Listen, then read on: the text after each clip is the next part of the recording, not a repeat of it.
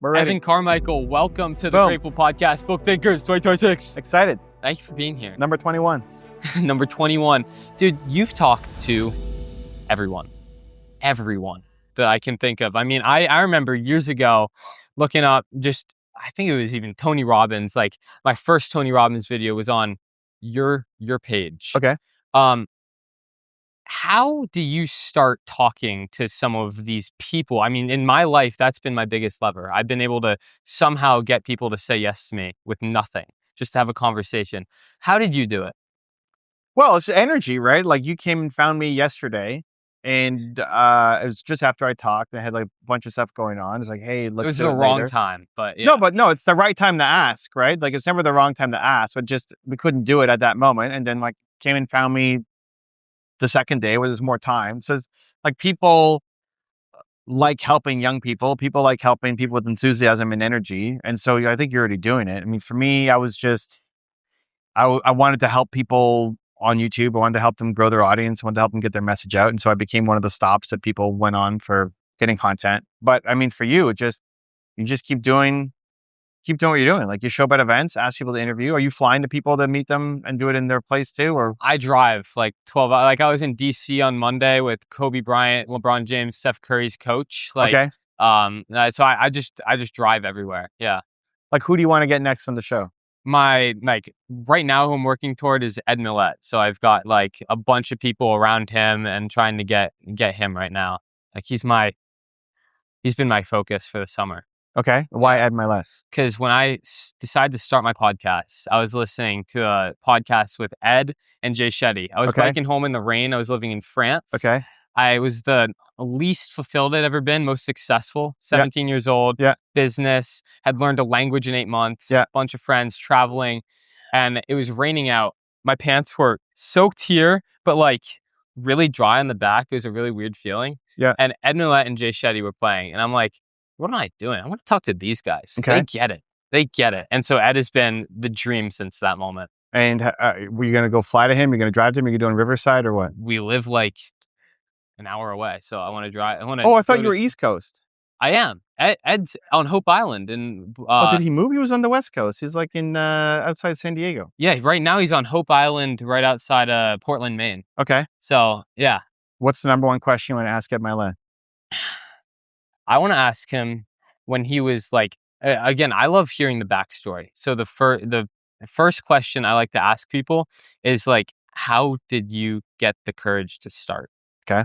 And then the other thing in the question that I ask everyone, and I guess we'll dive into it now with you, is I want to talk about the duality of gratitude and ambition. And that's like the whole reason that the premise of my podcast, the thesis I've been exploring and talking to people like you about, this idea that when you consistently try to find your self-worth and all of your identity in your external achievement, you end up devaluing the one thing you're ever guaranteed, which is the present moment.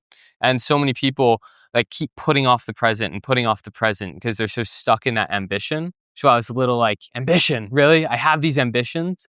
I realized that's never going to go away, but I realized I had to find gratitude for what is right now. So for a person like Ed, what I really want to ask him is like, dude, what grounds you? What keeps you present? What keeps you grateful while you're going after all these big things? It's never going to be enough. You're never going to stop, but you have something here grounding you.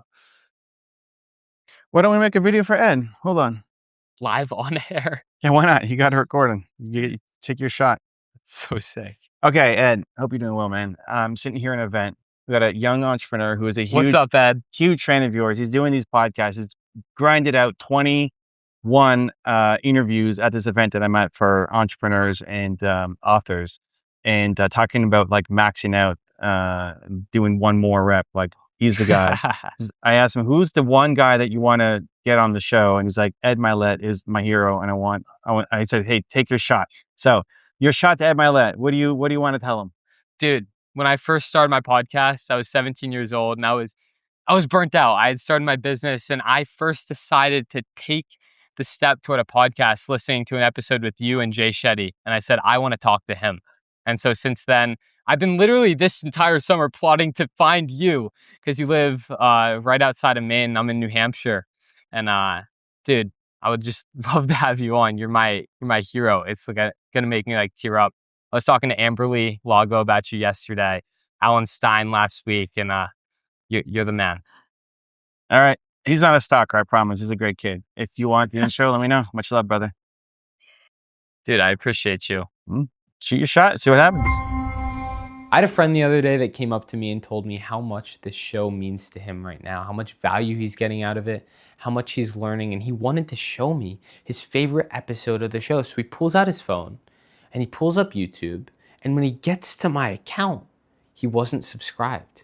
Now, he thought it was so embarrassing. I kind of found it hilarious, but it prompted me to look at the statistics, and I found out that 62% of you are not subscribed to the channel. Now, that's all right. I don't want to put you on the spot or anything, but if you get value out of the content that me and my team are putting out there for you, if you feel like this is improving your life and the Grateful Podcast is having an impact on you and you want it to keep getting better, then the one simple free thing that you can do for me and my team is hit that subscribe button.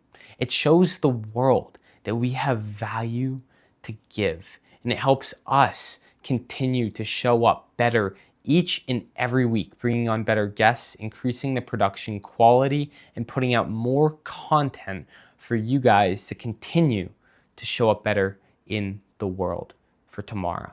So if you feel like this has any value for you, I would encourage you just to hit that button. And I really, really appreciate the impact that we're having on the world together. You're a part of this journey, and that's one of the coolest things. You have made an impact by being here, by sharing the knowledge and the wisdom that you gain, and by applying it into the world and creating a ripple effect. So thank you. Now let's get into the episode. What's the craziest thing that you ever did to get a guest or get an introduction or get to know someone? Craziest thing I ever did to get an introduction to know somebody. I don't know. Not too crazy. Like, I have never been I wish I could get somebody on my show. Really? Yeah. It's never been like, I don't know what I would ask people. Huh. So when people have come on my show, it's usually because they have something that they want to talk about. They've got a book, they've got whatever. They That's come part to of you. Well, that's part of the trick too, right? It's like, hey, why would somebody come on their show? They usually, there's moments where you want to try to catch people because when they're in promotion mode, they have a new book, a new program or whatever. Yeah. That's when they're most in the zone of like reaching out and doing shows, right? Yeah. If they're deep in writing or they're traveling or whatever, they might love you, but it's like, it's just not the right time. Yeah. So one is just don't get discouraged if you don't get a response. Oh, yeah. If they say no, it doesn't mean you suck. It doesn't mean they hate you. They just like, they have other stuff that they're thinking about too, which is fine, right? So most of the time, there's nobody like, oh, I wish I could really have a conversation with this. I don't even know what I would ask. Like my favorite conversations where they guide me because they see some kind of weakness or things to work on and improve versus, oh, I really want to ask this person this question. So the closest though probably was from my first book, Your One Word. I built a business. I built a book writing about companies that built around one word. Yeah. So mine's around believe. And we profiled people from like a $50,000 business up to like millions and millions. And I found out that Starbucks, Howard Schultz was the founder of Starbucks. He wrote a book called Onwards. And in there he said, Starbucks is built around one word, love. And like, I want to talk to Howard Schultz and feature him in my book. And Howard at the time had left Starbucks and was like, he doesn't do any interviews. He was never involved in like almost anything. And like, how do I get to Howard Schultz? Because I want to interview him for my book. And he's not on Instagram, like my usual routes, right? I'm going to DM him. I'm going to find a connection. He doesn't even have his Instagram, or maybe he does now, but at the time he had no Instagram account, no Twitter account. And it's like, there's no way that I can find a path to my usual social media routes to get to him. And the path that I ended up going down that I had, so it's like, find another way, find another path. And the two most promising ones that the punchline is that I didn't have enough time. I had to publish the book. Like I was on a deadline with Penguin Random House and then we didn't get it done. But the two most promising paths was one, the global PR head of Starbucks. So that person would control the ability to talk to Howard. Yeah. And the second was he has a venture capital fund that he's involved in. I was talking to one of the board members to try to get an introduction. You got creative. That's it. It's like, you just got to be creative, right? Yeah. It's like, find a path in. My usual ways didn't work. I wanted to get him for the book. With enough time, anything is possible. You can make it happen. But usually I'm not really, I don't do a lot of I guess I've done a lot of interviews over the years. But there's nobody like I wish I could go and chat with. But Yeah. I think what you're doing is great. Like you come to events, you see who the speakers are, try to get them on. Another hack is, where are you? You're in New Hampshire? What's the Yeah. like biggest city close to you? Boston. Okay, Boston. This Great. is an hour. Yeah. So I'm in New York all the time now. Yeah. so between Boston and New York, I mean, it's great. It's like world-class cities, tons of events. Look at the convention center. Whatever's happening at the convention center here in Boston, Yeah. there's always events. Every week, there's new events. See what's coming up in the next couple months. See who the speakers are going to be at the events, and ask to do an interview with them. Yeah. Because when the keynotes or the speakers are coming in, they are already in speaker mode. Yeah. And a lot of times they don't like just speaking and then going home, so they can pile on a couple things at the same time, and you show some of your other interviews and stuff. Say, I'm in the area. I'm happy to, like, I'd love to have you for half an hour to talk about whatever they're talking about. Yeah. They're already coming. You can do it in person. Yeah. So it's a lot easier to just look at the convention centers and see the events coming up. But if there's people on your list, like, you just work your way through connections and social media and hustle. Like, the thing that will carry you is like the energy around it. People can feel the energy, right? So the whole thing with Ed right now, I mean, I'm sure if you had 3 days to prepare your presentation or your pitch, it'd be a lot cleaner, right? But like the live spontaneous, like it's the emotion in the moment. Yeah. It's like, okay, he's going to see it and we'll see what he says. Yeah. Who knows? Most unprepared I've ever talked to someone like that, but it's like, that's the spirit of it, Yeah. Are you a curious person? I think all entrepreneurs are curious, right? I think for you to be successful in this, it's like you have to be curious about the person. I mean, even this, I don't know how much prep time you did. I don't know how you sit down and do 21 interviews, in 2 days and think of questions to ask. It's got to come from a level of curiosity. I'm sure you know some of the guests better than others, and you're trying to figure out conversation points to talk about. Yeah, I'm curious. I think everybody here is curious in their own ways. Yeah. So.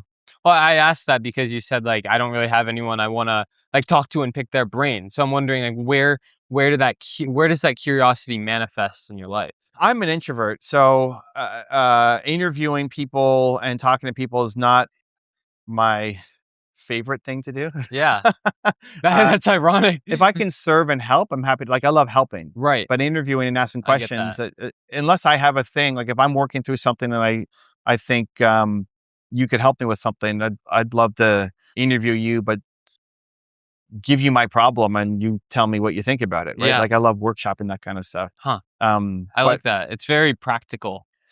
Well, the more you share what you're working on, even for your audience, I don't know how many people watch this and how far along you're on with your channel, but a lot of times people think, okay, I'm going to ask the questions that I think my audience would care about. Where I've been on so many podcasts where, like, the best question comes after the recording is done. Yeah. Right. Like, okay, thank you so much. Press record. Like, I really wanted to ask you this. And it's like the private question, like that should be the first question. Yeah. Because, like, you're asking me all the questions that everybody else asks. Right. And it's not personal or like the personal questions that you ask are the ones the audience will care the most about as well. Yeah. Like seeing you, like when I was asking about Ed Milet, it's okay. Well, seeing you hustling and grinding and like why he means so much. If you just said, yeah, I don't know, I like the guy, I don't know, he's got a channel, it's cool. He's buff, he used to play baseball, like whatever. If that was the reason, okay, then I'm not gonna make an introduction, right? Yeah. But like you can see that you actually care. And so you bring people along the journey and they get to witness the rise of your show and the hustle and the energy and the rejections and the effort and all that. Yeah. Gives them inspiration to want to do something too. It's like the more you can make it personal about you, what you care about, like why, if you have a guest in front of you, why are they there? Like, why am I here? What do you want to learn? How can I help? It just makes for a better podcast. Instead of asking just for the audience, you ask selfishly for yourself. And those actually end up being the best questions for the audience.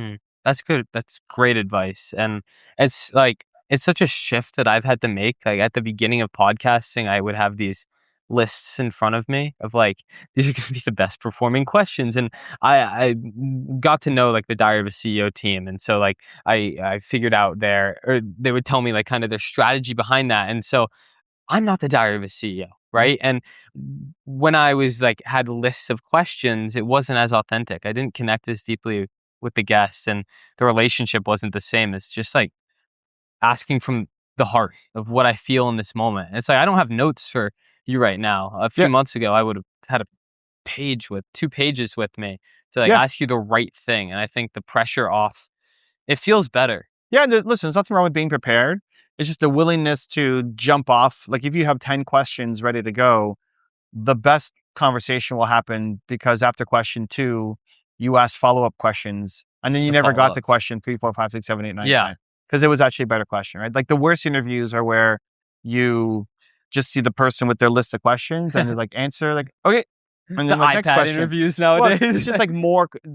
I'm not going to follow up on anything that you said. I'm just going to ask my next question. Yeah. Where people are, it's usually just nerves and being afraid, and that's fair.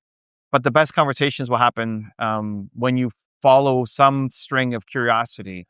What do you want to learn? And chances are your audience still like learning through how you learn. Yeah. Like the people who love this show the most are the ones who like the questions you ask and the guests you bring on and your conversation style. Other people will watch it and hate it. Like, I hate this guy. Okay, great. Like, go watch somebody else. But the more you're you, that's the easiest thing to continue to be, as opposed to trying to be, like, you'll never be Steven Bartlett. He's the Diary of a CEO. Like, he's going to be the best Steven Bartlett ever. So just taking Steven Bartlett questions will be okay, but you're just like a mini Steven Bartlett, right? Yeah. And even he obviously will go off on many tangents. Oh, yeah. Right? So he'll do tons of prep work and only ask 10% of the questions that he could potentially ask. Right. Right? Yeah. Yeah. So in the interview shows, it's great to be prepared, to know who you're talking to, and then just be willing to go off on whatever tangent comes in your mind that you want to hop onto. I love that. Yeah. Awesome. Thank you, Evan. It's been great. I appreciate you, Let's man. go. Yeah. Where are you sending people to? So cool. Okay, if you like this video, where are they going? I think Alan Stein Jr. is who I'd recommend. I think after this interview, you should go check out Alan Stein Jr.'s episode. He'll release the middle of June, July 23rd, I think. And he is absolutely incredible. He talks about perseverance. He talks about doing the work in the unseen hours. He talks about betting on yourself. And I think those are all 3 through lines of what Evan and I talked about today. Okay, go watch that video. Yeah. We did it! We made it to the end of the episode. Thank you so much. And thank yourself for showing up and committing to yourself to better yourself and your life for you and the people around you tomorrow. It's really impressive. I know with the attention spans that we have today, showing up for an hour or however long today's episode was is really impressive. So thank you. I have one ask for you. Before we move on from our days together, who did you think of today while you were listening, while you were watching? Who popped into your head during the best moment of today's episode? Whoever it is, you can send a time-stamped version of this episode with that certain moment that made you think of them to that person. And when you do that, they're going to feel so seen by you. They're going to feel so loved by you. I know it can be a little weird, but you can just say, hey, this made me think of you. And when you do that, you create a ripple in the world. You serve. You make this world a better place. So I encourage you, if you had someone that popped up today that you think of with this episode, who you think this could help better their lives and the lives of the people around them, then please send this over to them. Create a ripple. Make an impact. That's how we change the world. One person at a time. That's my goal. I want to change your life. I want you to go and change others. That's how a legacy is built. So I thank you for showing up today for yourself and the people around you to make this world a better place. Don't forget that no matter what you're going after, what gap you have between where you are and where you want to be, no matter how big it is and no matter how much anxiety that might create for you or how much excitement that creates for you, there's a present moment. Stay here. Be grounded. Be grateful for all the things and the people you have around you as you continue to go and serve the world and make this world better. I'm proud of you, and I'll see you next week. Stay grateful. Stay hungry. This has been the Grateful Podcast. Thank you.